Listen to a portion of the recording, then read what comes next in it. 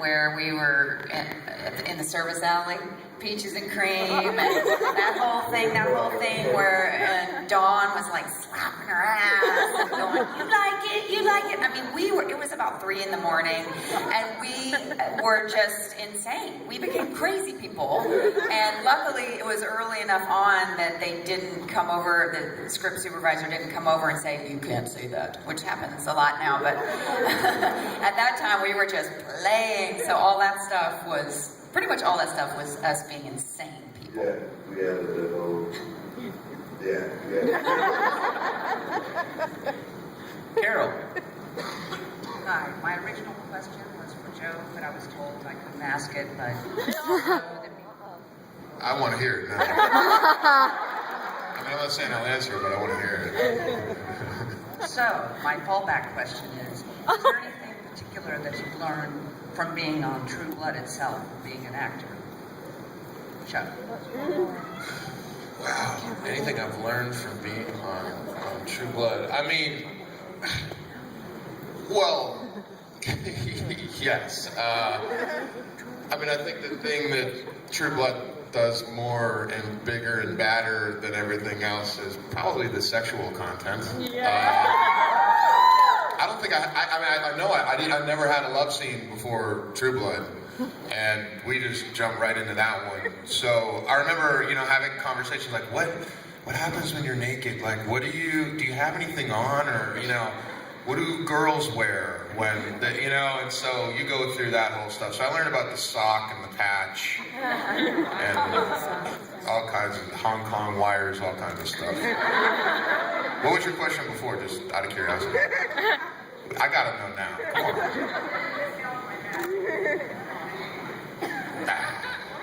on. What? Sheila.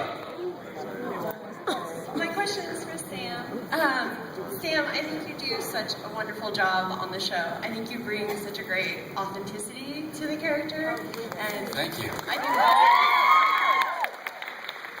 think in season 5, you did a couple things that are my favorite Sam things. One is rolling around on the floor smelling things. Did I? Oh, go ahead. Oh no, this season when I was on the floor. And you said season 1? Season 1, you're rolling around in the bed, stuff like that. Oh yeah, that was episode 4, season 1, right. And then the other thing is skinwalking. I know that you've touched on it a little bit, but I was just curious about like your process as acting as other people, and do your coworkers like Tommy and Muna, do they get irritated about things in there or not that you pick up on? Oh my God, I always feel so bad for them because they have to sit there and watch me, do, bad imitations of them, basically. But yeah, it was kind of different. The process with Tommy was more, I spent so much time with Marshall, and he was always badgering me and just being, I think he was like trying to get in character or something, because he'd always be like, hey Sam, you educated? You didn't go to college? I didn't go to college. You educated? He'd just always get in my face, and he's a really good actor. But for him, it was easy. Like I just heard him, and I watched him walk, and he was a lot easier for me. Janina was tougher, and I actually had her do this. I didn't do it with Tommy, but with Janina, I had her do the scenes. And she offered, and I was like, no, don't worry about it. And then I thought, yeah, you better. Yeah, let's do it. But it was mostly just watching. I recorded all their scenes, and it was just watching their scenes over and over and kind of trying to figure out the rhythms of their speech. Janina kind of has a little thing that she does sometimes, with her, like just little things like that. She's. I mean, again, I'm not making fun of her. Like, she's awesome, but that's the. You do a mean. He does a mean Skarsgård table read.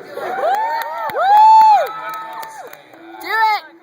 Well, sometimes Alexander, people miss the read-throughs, and so I've just gotten assigned to read Alex all the time. And, God, man,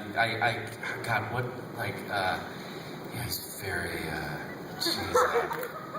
I gotta think of something to say. I'm so terrible. if I don't have something to say. But anyway, I do him and what? Oh, smile. You're on Dragon TV. Sucky. I don't know.